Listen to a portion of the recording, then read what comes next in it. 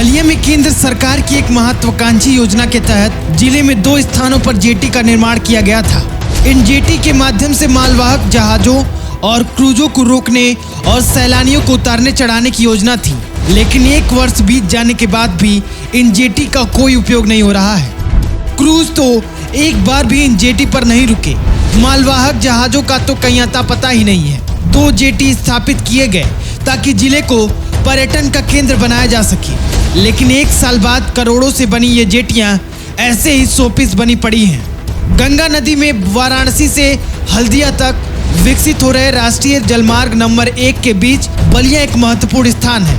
यहाँ से गुजरने वाले मालवाहक जहाजों और क्रूज से स्थानीय व्यापार और पर्यटन को बढ़ावा मिलने की संभावना थी, लेकिन जेटी के निर्माण के बाद भी इनका उपयोग न होने से इन संभावनाओं पर पानी फिर गया है। इस तस्वीर में जिस जगह आप ढेर सारे लोगों को देख रहे हैं, वह बड़े बड़े जहाजों और क्रूज के ठहरने के लिए बनाया गया था, लेकिन ये सभी शोपीस बन गए हैं। इन जगहों का इस्तेमाल लोग सैर सपाटे और नहाने के लिए कर रहे हैं। उजरिया और मौजवा घाट पर बने इन जेटी का उपयोग अब तक एक भी मालवाहक जहाज ने नहीं किया है। गंगा विलास क्रूज को प्रधानमंत्री ने वाराणसी से हरी झंडी दिखाकर डिब्रूगढ़ के लिए रवाना किया था, लेकिन यह क्रूज भी उजियार और मौजवा गांव के सामने गंगा घाट पर बने जेटी पर नहीं रुका था।